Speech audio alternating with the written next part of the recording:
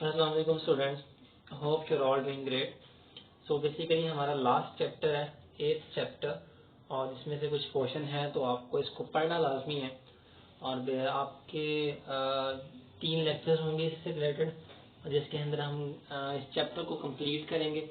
इतना मुश्किल चैप्टर नहीं है, सैम्पलिंग से रिलेटेड है। बेसिकली लास्ट दोनों चैप्टर्स जो हैं वो आपके जो है स्टैट से रिलेटेड है। ये भी पूरी की पूरी स्टैट के ऊपर डिपेंड कर रहा है चैप्टर जो है। सो बिना टाइम वेस्ट किए स्टार्ट करते हैं। बेसिकली 18 स्लाइड्स हैं इस चैप्टर की, और हम कोशिश करेंगे कि 6-6 का पोर्शन बना के हर एक लेक्चर के अंदर 6 स्लाइड्स क्लियर करें और इसको हम ख़त्म करते हैं। सो स्टार्ट करते हैं चैप्टर 8, जो कि नाम से है कि सैम्पलिंग द रिकॉर्ड्स, के रिकॉर्ड्स की किसमें सैम्पलिंग करनी है और किसमें से सैंपल लेके उस रिकॉर्ड को एनालाइज करना होता है, कौन सा मेथड यूज़ करते हैं ऑल दैट। इसके अंदर जो हमने चीज़ें क्लियर करनी है, जो चीज़ें हमने सीखनी है इस चैप्टर के अंदर, वो है understanding the importance of samples. कि किसी भी जगह के ऊपर जब हम काम कर रहे होते हैं, एनालिसिस कर रहे होते हैं, ऑडिट कर रहे होते हैं, तो उस काम के अंदर सैंपल की या सैम्पलिंग की कितनी इंपॉर्टेंस होती है उसको अंडरस्टैंड करना लाजमी है। Importance of understanding the importance of samples, कि जो भी हम सैंपल ले रहे हैं, बेसिकली आपको भी पता है कि जब भी हमने किसी बड़े डाटा को गैदर करना होता है, हमने सेंसिस करना होता है, मतलब मरदमशुमारी करनी होती है, तो हम एक एक चीज़ को नहीं गिन सकते। तो हम एक सैंपलिंग का सहारा लेते हैं। जब भी हम डाटा रिसर्च करते हैं या फिर डाटा कलेक्ट करते हैं तो हम सैंपल्स का सहारा लेते हैं। तो उसके लिए सैंपल की कितनी इम्पोर्टेंस होती है, ये हमें अंडरस्टैंड करना लाजमी है।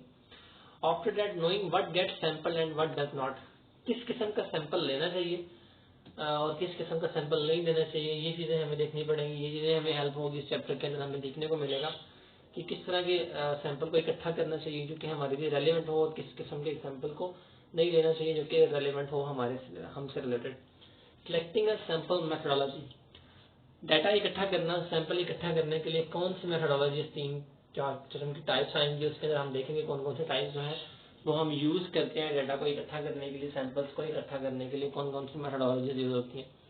उसके बाद dealing with sample risk and sample errors, जब हम सैंपल को इकट्ठा करते हैं, जब हम सैंपल को गैदर कर रहे होते हैं डिफरेंट किस्म के सैंपल्स को, तो इसके लिए लाजमी है कि हमें ये चीज़ हो कि हम उसके अंदर रिस्क कितना इन्वॉल्व है। रिस्क सैंपल भी आप देखोगे कि सैंपल एरर्स आगे कितने आएंगे, उसमें हम डिटेल से उसको स्टडी करेंगे।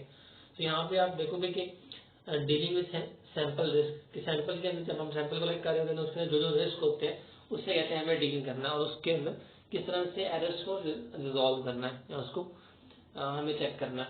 Walking through a sample sampling example, उसके बाद एग्जाम्पल्स देखेंगे हम डिफरेंट किस्म के। उसके बाद एक पूरा प्रोसीजर है लास्ट टॉपिक के अंदर कि किस तरह से हम जो है पूरा काम परफॉर्म करते हैं सैम्पलिंग के तौर पे। सो ये कुछ 5 टॉपिक्स हैं जिसमें हम सैम्पलिंग की इंपॉर्टेंस देखेंगे, किस किस्म का सैंपल डेटा इकट्ठा करना चाहिए, किस किस्म का नहीं करना चाहिए वो देखेंगे। सैम्पलिंग मेथोडोलॉजीज देखेंगे डिफरेंट टाइप्स की, और कौन किस किस्म का रिस्क इन्वॉल्व होता है जब हम सैम्पलिंग कर रहे होते हैं, और किस किस्म के एरर्स जो है हम फेस करते हैं, और किस किस्म के एरर्स को हम रिजॉल्व कर सकते हैं, किस तरह से रिजॉल्व कर सकते हैं। वॉकिंग थ्रू सैम्पलिंग एग्जाम्पल्स, और एग्जाम्पल्स देखेंगे डिफरेंट टाइप्स के, ताकि हमें कुछ लर्न करने का मौका मिले।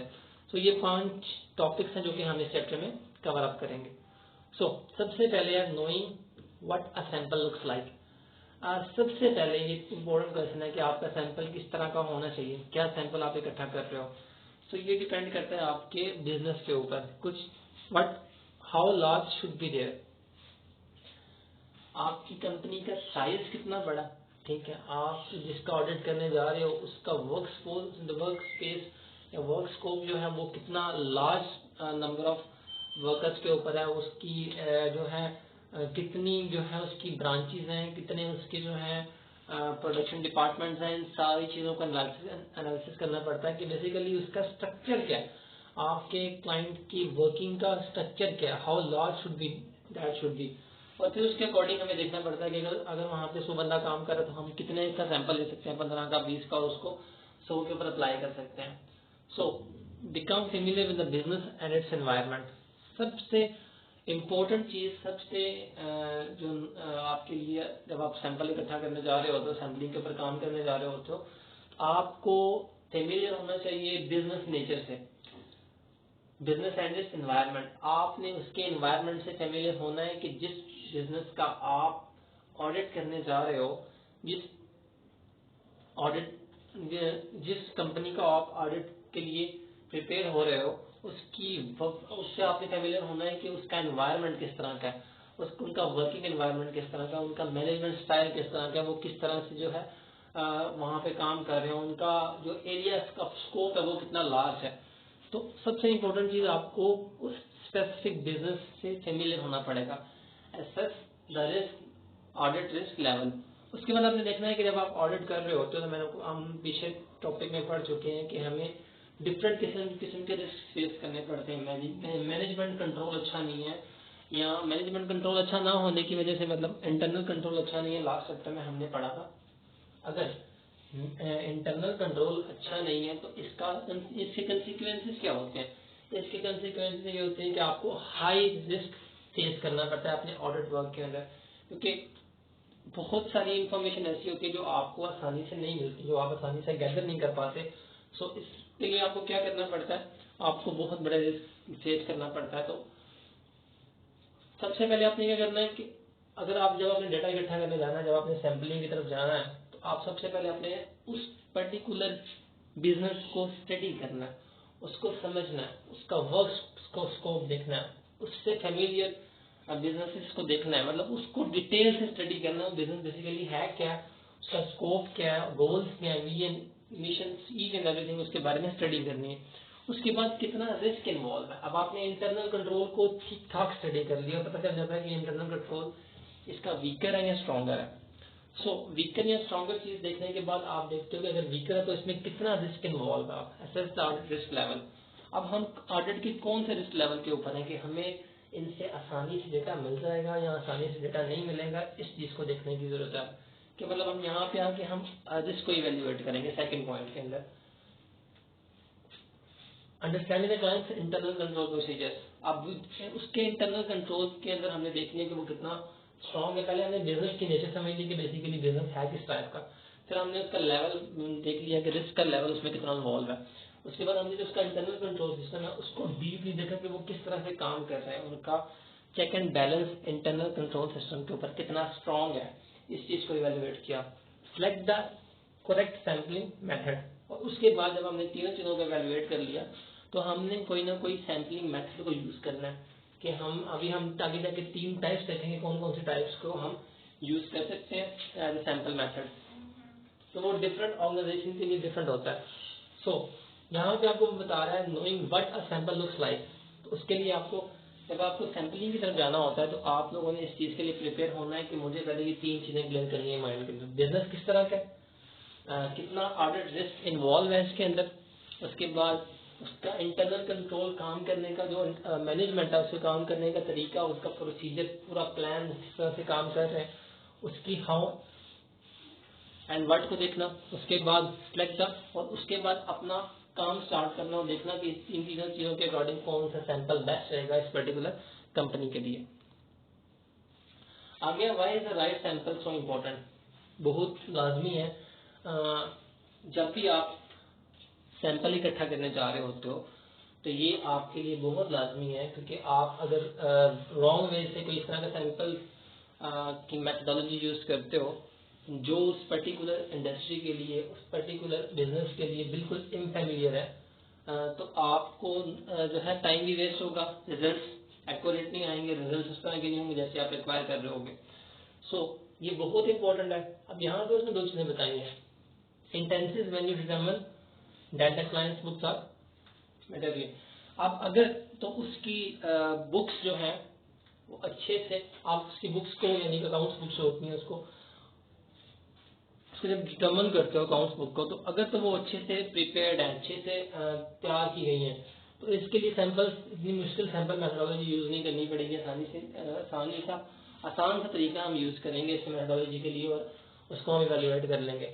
और अगर उसके अकाउंट्स बुक्स को जो है वो इस तरह की जो आपको समझ में नहीं आ रही, जो कि काफी ऐसे इस तरह का डेटा जो कि आसानी से आपको क्लियर नहीं हो रहा, उसका बहुत सारी एरर्स और मिस्टेक्स हैं, तो आपके लिए कुछ दूसरा आपको टाइप पे जाना पड़ेगा जो उसके लिए फेमिलियर होगी।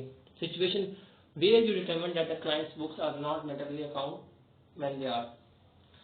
तो ये चीजें जानना बहुत जरूरी है, मतलब वो दोनों ने दो चीजें बता दी हैं। अगर उस अकाउंट उसकी बुक्स जो है अच्छे से प्रिपेयर्ड है और वो बिल्कुल उनके अंदर गलतियां का, एरर्स का और मिस्टेक्स का फैक्टर बहुत कम है, तो उसके लिए सैंपल की मेथोडोलॉजी कुछ और होगी, और अगर उसमें ज्यादा है तो उसके लिए मेथोडोलॉजी कुछ और होगी, क्योंकि हम उसके ऊपर वो वाली अप्लाई नहीं कर सकते जिसके अंदर आपकी गलतियों के चांसेस कम होते हैं, जिसमें आपने कम गलतियां की होती हैं उस बुक के ऊपर। सपोज करते हैं, आपको एग्जांपल देता हूँ कि एक बच्चा जो कि लाइक है, जो कि पढ़ने में अच्छा है, राइटिंग अच्छी है उसकी, और आपको उस पर कॉन्फिडेंस है कि ये 10 बच्चे जो है ना क्लास के अंदर, ये 10 बच्चे बहुत लाइक है। जब भी इनकी कॉपी टीचर चेक करती है तो क्या करती है कि अजम्पशन बना रखी है टीचर ने कि ये बच्चे गलती नहीं करते, बहुत कम गलती करते हैं, तो टीचर उनकी वर्डिंग को पढ़ती भी नहीं है, उनके वर्ड्स को पढ़ती भी नहीं है। तो उसने एक सैंपल का तौर पे बना लिया कि ये बच्चा जो है ये 10 बच्चे जो हैं पढ़ने वाले हैं और इनको मुझे थारोली इनकी बुक, इनकी नोटबुक को रीडिंग करने की जरूरत नहीं है, क्योंकि ये बच्चे गलती नहीं करते। सो इसी तरह से सैंपल मैं आपको किस तरह से दूं कि ये मैम क्या करती हैं कि एक बच्चे को मॉनिटर बनाती हैं और उसको क्या करती हैं कि आपने उसकी कॉपी चेक करती हैं थारोली, और एज ए सैंपल बाकियों को क्या कहती हैं कि इनकी कॉपीज अब वो बच्चा चेक करेगा, कि मतलब मैम उसको नहीं देखती, मतलब कि मैम देखती है कि इसने बहुत अच्छे से लिखा हुआ है, इसको कॉन्सेप्ट क्लियर है, ये जानता है कि क्वेश्चन इसने याद किया हुआ है, और ये बहुत जल्दी चेक करके यानी कि बच्चों की कॉपीज मुझे दे देगा। सो इसमें उनका फायदा क्या होता है कि उन्होंने सैंपल के तौर पे उसकी कॉपी चेक की, उसको उसकी थोड़ी बहुत गलतियां बताई कि यहाँ यहाँ पे ये गलतियां, उसके बाद उसे कहा कि आप बाकियों की कॉपी सिर्फ चेक कर दो, आपको टिक नहीं करना, सिर्फ क्वेश्चन को पढ़ना है कि क्वेश्चन ठीक लिखा हुआ है और मुझे बता दे।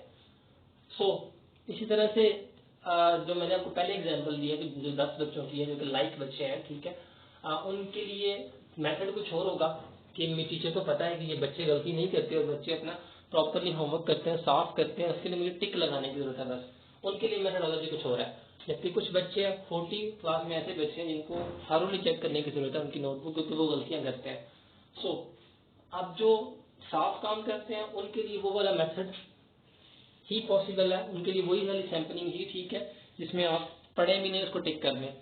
और उसके अगेंस्ट जो 40 जो बच्चे हैं जिनको थारोली पढ़ना लाजमी है, तो दोनों के लिए सैंपल, राइट सैंपल इंपॉर्टेंट क्यों है? वो इसीलिए इंपॉर्टेंट है क्योंकि आपको पता है कि यहाँ पे मिस्टेक्स ज्यादा है। अगर इस पे मैंने पहले वाली स्ट्रेटेजी अप्लाई की कि सिर्फ टिक लगा दिए, मैंने 10 बच्चों के ऊपर वो वाला स्ट्रेटेजी अप्लाई किया, अगर मैंने इनके ऊपर भी ये अप्लाई कर दी तो वो इनइफेक्टिव रहेगा, वो मुझे उस तरह के रिजल्ट नहीं मिलेंगे कि बच्चे अपनी मिस्टेक्स ठीक नहीं करेंगे। सो ये इसलिए लाजमी है क्योंकि अगर मिस्टेक ज्यादा है तो उसके लिए मेथोडोलॉजी भी चेंज होती है, उसके लिए सैंपल लेने का तरीका भी कुछ और होता है। राइट सैंपल इसलिए इम्पोर्टेंट होता है क्योंकि हमें उसके राइट आउटकम्स चाहिए होते हैं। अगर मिस्टेक्स या एरर्स कम है तो उसके लिए सैंपल का प्रोसीजर कुछ और होगा और दूसरे के लिए प्रोसीजर कुछ और होगा। होप्स हो कि आपको ये समझ आ गया होगा, इतना मुश्किल नहीं है, बिल्कुल कॉन्सेप्ट है। आगे वो बता रहे हैं आपको किस किस चीज को एनालाइज करना होता है। आइडेंटिफाइंग टाइप्स ऑफ एविडेंस, अब आपको एविडेंस के लिए किन किन चीजों को इवैल्यूएट करना होता है, किन किन चीजों को चेक करना होता है। You don't include every type of client information, आप हर तरह की क्लाइंट की इन्फॉर्मेशन को नहीं शामिल कर सकते क्योंकि वो बहुत ज्यादा होती है, उसको आप नहीं लेके आ सकते अपने वर्किंग प्रोसीजर्स के अंदर। So client information is an auditing sample, here are the types of evidence that you are typically sampled. यहाँ भी कुछ चीजें दिखा दी गई हैं जो आप ऐसे सैंपल के तौर पे वो उठाते हो, उसको स्टडी कर लेते हो और बाकियों को उस पर अप्लाई कर देते हो। टेंजिबल एसेट्स कौन से होते हैं? टेंजिबल एसेट्स वो सारे एसेट्स होते हैं जो फिजिकली वहां पे मौजूद होते हैं, जिनको आप हाथ लगा के चेक कर सकते हो कि ये in cash form, business, buildings, each and everything जो कि आप फिजिकली वो चीज वहां पे पड़ी हुई होती है, वहां पे एग्जिस्ट कर रही होती है। इंटेंजिबल क्या होता है कि जो कि फिजिकली एग्जिस्ट नहीं करती, इसे हम इंटेंजिबल कहते हैं। तो भैया हमने यहाँ पे क्या लेना है, हमने टेंजिबल एसेट्स लेने हैं और उनको स्टडी करना है और उसको देखना है बेसिकली एक चीज। उसके बाद रिकॉर्ड्स एंड डॉक्यूमेंट्स, जितने भी रिकॉर्ड्स एंड डॉक्यूमेंट्स हैं उसका सैंपल ले लेते हैं। बेसिकली हम हर चीज का सैंपल ले रहे हैं। अब एक चीज का टेंजिबल एसेट की एग्जांपल लेते हैं कि वो कहते हैं कि हमारे पास ये 1000 यूनिट्स पड़े हुए हैं, तो आप कहते हो कि मुझे 1 यूनिट दिखा दो, ये वाला, मतलब आप कह रहे हो 1000 यूनिट्स पड़े हुए हैं तो 1 यूनिट बस दिखा दो मुझे, कि मुझे यकीन हो जाएगा कि आपके पास 1000 यूनिट्स पड़े हुए हैं। अगर वो 1000 यूनिट्स का झूठ बोल रहे हैं तो वो उनके पास एक भी नहीं होगा, और अगर उन्होंने एक दिखा दी तो मीन्स कि उनके पास बाकी भी होंगे। सो टेंजिबली आप एसेट्स को उनकी कुछ फिगर्स को देख लेते हैं, उसकी कुछ फिगर्स को चेक कर लेते हैं, उससे एक सैंपल ले लेते हैं, हर एक चीज का एक सैंपल ले लेते हैं। उसके बाद रिटर्न एंड डॉक्यूमेंट्स।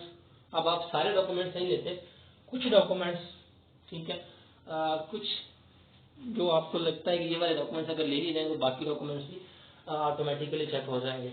रीपरफॉर्मेंस के लिए आप क्या करते हैं कि जो भी इवैल्यूएशन डॉक्यूमेंट्स होते हैं उसको चेक करते हैं। रिकैलकुलेशन करने का मतलब क्या है कि अकाउंटेंट कहता है मैंने इसको 4 दफा कैलकुलेट किया है। आप अगर चाहो तो आप भी कर सकते हैं, पर लेकिन जरूरत नहीं है मैंने इसको 4 दफा किया है।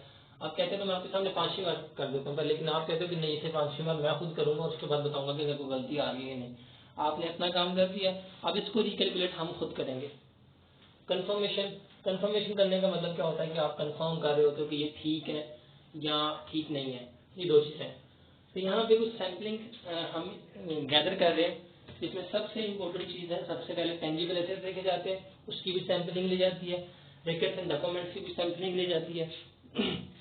परफॉर्मेंस चेक की जाती है, उसकी रिकैलकुलेशन की जाती है सारे अकाउंट्स की, उसके बाद कंफर्म किया जाता है। तो ये कुछ टाइप्स हैं एविडेंस की जो आपको सैम्पलिंग में हेल्प करती है, और डिफरेंट के साथ आप इस तरह की सैम्पलिंग लेके आप आगे चल सकते हैं। फर्दर जो है यहाँ पे 2 एग्जांपल दिखाई गई हैं।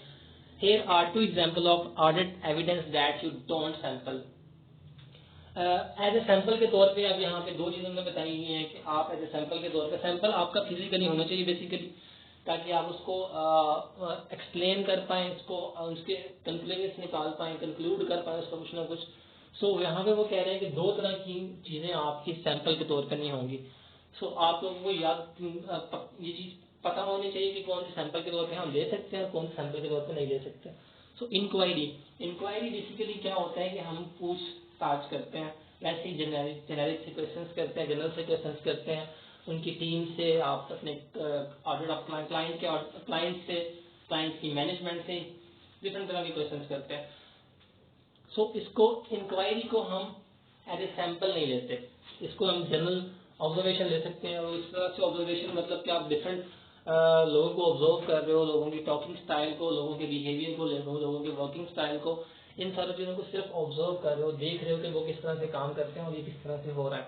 सो वो दोनों चीजें, इंक्वायरी और ऑब्जर्वेशन, दोनों की दोनों क्या आप एज ए सैंपल यूज नहीं कर सकते, ये एज ए सैंपल यूज नहीं होती। उसके बाद फर्दर आगे हम टाइप स्टार्ट हो जाएंगी, जो कि हम नेक्स्ट लेक्चर के अंदर देखेंगे। टाइप्स हैं, डिटेल में पढ़ने वाली चीजें हैं और डिटेल में देखने वाली चीजें हैं, वो इतना आसान नहीं है। सो हम कोशिश करते हैं जो भी हमने पढ़ा है उसको कंक्लूड करने की कोशिश करते हैं, उसको खत्म करने की कोशिश करते हैं जो भी हमने इसको देखा है। सो वापस चलते हैं फर्स्ट स्लाइड के ऊपर। बेसिकली हमने जो चैप्टर स्टार्ट कर रखा है, चैप्टर का नाम है सैम्पलिंग द रिकॉर्ड्स, कि हमें रिकॉर्ड्स सैम्पलिंग इकट्ठी करनी है रिकॉर्ड्स की, जो भी उनके रिकॉर्ड्स हैं, जो भी इनके रिकॉर्ड्स पड़े हुए हैं, ठीक है, उनका सैंपल लेना, सैंपल के ऊपर काम करना, काम करके उसके लिए मेथोडोलॉजी यूज करनी है और उसको पूरी की पूरी ऑर्गेनाइजेशन पे अप्लाई करना है। आफ्टर दैट हमें इस चैप्टर में सीखना क्या है, understanding the importance of sample की कितनी इंपॉर्टेंस है, उसकी अंडरस्टैंडिंग हमें होनी चाहिए। उसके बाद knowing what get sampled and what does not, हमें ये चीज देखनी है कि किस किस्म का सैंपल हमें यूज करना चाहिए, वो हम देख चुके हैं। पहली 2 चीजें हम जो है इस लेक्चर में देख चुके हैं कि बहुत इंपॉर्टेंट है सैंपल की, वो हम देख चुके हैं, क्योंकि उसके बगैर कुछ भी नहीं हो सकता। वो डिपेंड करता है किस किस्म की कंपनी है और उसके अकॉर्डिंग हम सैंपल उठाते हैं। उसके बाद हमें पता है कि हमने 5 चीजें देखी जो एज सैंपल यूज कर सकते हैं, व्हाट डज नॉट, और कौन सी हम एज ए सैंपल यूज नहीं कर सकते, ऑब्जर्वेशन और इंक्वायरी को हम एज ए सैंपल नहीं लेते। उसके बाद जो सिलेक्टिंग एंड सैंपलिंग मेथोडोलॉजी है, वो टाइप्स हैं, वो नेक्स्ट लेक्चर में हम डिटेल से देखेंगे कि वो क्या होती हैं। उसके बाद रिस्क, सैंपल रिस्क क्या होता है और उसकी एरर्स को कैसे रिजॉल्व किया जाता है, उसको डिटेल से देखेंगे। और उसके बाद लास्ट है जिसमें आपको स्टेप्स बताए जाएंगे किस तरह से हम वर्क को प्रोसीड करते हैं, वो डिटेल से देखेंगे आगे। बेसिकली हमने इस लेक्चर के अंदर पहले 2 टॉपिक्स जो हैं वो डिटेल से स्टडी कर ली हैं। अब हम देखते हैं कि वो क्या कहते हैं। सबसे पहले था कि हाउ लार्ज शुड बी, कि सैंपल का साइज कितना बड़ा होना चाहिए। तो ये डिपेंड करता है आपकी कंपनी के एनवायरनमेंट के ऊपर, कंपनी के स्ट्रक्चर के ऊपर, कंपनी के ऊपर की कंपनी का स्ट्रक्चर किस तरह है, कंपनी कितनी बड़ी है, उसको उसके एनवायरनमेंट को स्टडी करना पड़ता है, बिजनेस को स्टडी करना पड़ता है, उस तरह के फैमिली बिजनेस को आपको डील करना पड़ता है, स्टडी करना पड़ता है, तब आपको पता चलेगा कि बेसिकली आपको किस किस्म का सैंपल जो है वो रिक्वायर है। उसके बाद किस रिस्क कितना इन्वॉल्व है इस ऑडिट वर्क के अंदर, ये आपको इवेल्युएट करना होता है। आफ्टर दैट जो इंटरनल कंट्रोल है, अंडरस्टैंड करना पड़ता है कि क्लाइंट्स का इंटरनल कंट्रोल प्रोसीजर जो है वो कितने स्ट्रॉन्ग है। और उसके बाद आपको करेक्ट सैम्पलिंग मेथोडोलॉजी वो यूज करनी होती है, वो आप सेलेक्ट करते हो। आफ्टर दैट क्या है कि इतनी इंपॉर्टेंस क्यों है, why is right sample too important. मैंने आपको अभी कुछ टाइम पहले ही 2 एग्जाम्पल कोड किए हैं इसके अंदर, और डिटेल से आपको बताया कि किस तरह से जो है एक टीचर की एग्जाम्पल लेके बताइए कि कितनी इम्पोर्टेंस होती है कि किसी ऐसे बच्चे के लिए जो कि लाइक है उसकी कॉपी चेक करना, उसको सैंपल बनाना, और एक ऐसा बच्चा जो कि पढ़ता नहीं, जो गलतियां करता है, मिस्टेक्स करता है, उसके लिए किस तरह की स्ट्रेटेजी यूज करनी है। तो आप उसको वापस जाकर उसको सुन सकते हो और आपको ये वाली स्लाइड क्लियर हो जाएगी। उसके बाद हमें बताया गया है कि हमने 2 स्लाइड जो लास्ट वाली देखी है उसके अंदर हमने 2 चीजें देखी हैं। उसमें हमने देखा है कि कौन सी, जो हमारा सेकंड टॉपिक है ना, बुक में तो ये काफी सारा लिखा हुआ होगा, बहुत सारा आपको मिल जाएगा मटेरियल, आप उसको रीड आउट कर सकते हो, आप उसको समझ सकते हो। जो हमारा इस चैप्टर का सेकंड पॉइंट है कि हमें देखना है कि कौन सी चीज एज ए सैंपल यूज हो सकती है एंड कौन सी चीज एज ए सैंपल यूज नहीं होती है। ठीक है, यहाँ पे उन्होंने 5 चीजें दी हुई हैं आपको।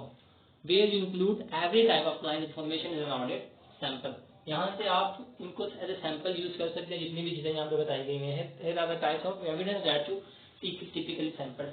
जितने भी ऑडिट वाले काम करने वाले होते हैं, जितने भी ऑडिटर होते हैं, जितने भी ऑडिट फर्म्स होती हैं, वो नॉर्मली इन 5 चीजों को उठाती हैं एज ए सैंपल और उनको आगे अपने वर्क काम के अंदर लेके आती हैं, और काम में लेके आने के बाद उनको एज ए सैंपल इस्तेमाल करके आगे प्रोसीड करती हैं। सो एक टेंजिबल एसेट है, टेंजिबल एसेट मुझे समझाने की जरूरत नहीं है, जितनी भी चीजें फिजिकली पड़ी हुई होती हैं उसको एज सैंपल यूज करना। रिकॉर्ड्स और डॉक्यूमेंट्स, जितने भी डॉक्यूमेंट्स और रिकॉर्ड्स होते हैं जो इम्पोर्टेंट होते हैं रिगार्डिंग ऑडिट वर्क, उसका एज सैंपल यूज किया जाता है। उसके बाद रिव्यू परफॉर्मेंस चेक की जाती है। जितने भी आपने अकाउंट्स मैनेज किए होते हैं, जितने भी आपने बैलेंस शीट निकाले होते हैं, जो भी आपने अकाउंटिंग का वर्क कंप्लीट किया हुआ होता है, जो भी काम परफॉर्म किया हुआ होता है ऑडिट अकाउंटेंट ने, वो आपको कह रहा होता है कि मैंने इसको कैलकुलेट अगेन एंड अगेन किया था, लेकिन आप भी उसको कैलकुलेट करते हो, रिकैलकुलेशंस के बाद उसके आंसर्स करते हो। आफ्टर दैट कंफर्मेशन करते हो कि ये ठीक है या नहीं। सो ये 5 इंपॉर्टेंट चीजें हैं जिसको हमें बताया जा रहा है बुक के अंदर कि हम एज ए सैंपल यूज कर सकते हैं जब हम ऑडिट का काम कर रहे होते हैं। उसके बाद उन्होंने क्लियरली 2 चीजें बता दी हैं कि आप किन चीजों को as a audit as a sample use नहीं कर सकते। इंक्वायरी के अंदर सबसे बड़ी चीज जो है वो क्वेश्चन आंसर आता है। हमने लास्ट के अंदर क्वेश्चन ये देखे थे। तो अगर आप इंक्वायरी कर रहे हैं, अगर आप क्लाइंट से कुछ इंफॉर्मेशन पूछ रहे हैं, उससे कुछ इंफॉर्मेशन ले रहे हैं, डायरेक्टली आप उससे क्वेश्चन आंसर कर रहे हैं, उसमें आपने 1 घंटे का इंटरव्यू किया उसका, या मैनेजमेंट से आप क्वेश्चन कर रहे हैं, उससे इंक्वायरी कर रहे हैं, तो जितनी भी आपकी इंक्वायरी होगी, जो भी आपका वर्क डन होगा इन रिस्पेक्ट ऑफ इंक्वायरी, तो आप लोगों ने ये दिमाग में रखना है कि इंक्वायरी को या ऑब्जर्वेशन को, इन दोनों चीजों को एज ए सैंपल हम यूज नहीं कर सकते। ऑडिटर कभी भी इंक्वायरी को और ऑब्जर्वेशन को एज ए सैंपल यूज नहीं करता। ऑब्जर्वेशन क्या होती है? ऑब्जर्वेशन हर वो चीज होती है जो कि आप वहां पे जज कर रहे होते हो, जो कि आप ऑडिट वर्क के अंदर जजमेंट में लेके आ रहे होते हो, उसे देख रहे होते हो डिटेल के अंदर। सो सबसे इंपॉर्टेंट चीज इंक्वायरी और ऑब्जर्वेशन आपके सैंपल के अंदर नहीं आता, और इसकी प्रीवियस स्लाइड के अंदर हमने 5 चीजें देखी जो कि सैंपल आती हैं। होप्स हो कि आपको ये समझ आ गया होगा। अगर कोई भी क्वेश्चन या क्यूरीज हैं, बेसिकली इतना मुश्किल चैप्टर नहीं है, इसमें से कुछ डेटा आपके पेपर में इंक्लूड है, आपका पढ़ना बहुत लाजमी है, इसको बहुत ज्यादा नहीं है पर लेकिन कुछ पोर्शन जो है इसमें से इस चैप्टर में से है, मैं आपको क्लियर कर रहा हूँ, क्योंकि कोई भी चैप्टर आप छोड़ नहीं सकते। हर चैप्टर में से कुछ ना कुछ पोर्शन निकाला गया, और हर क्योंकि विफाक की पॉलिसी ये है कि किसी एक चैप्टर में किसी दो चैप्टर को हाईलाइट नहीं किया जाता, टारगेट नहीं किया जाता, हर एक चैप्टर में से, ताकि आपको हर चीज पढ़ाई जाए, हर एक चैप्टर में से आपकी इवैल्यूएशन हो, ताकि आप ज्यादा से ज्यादा सीख पाओ।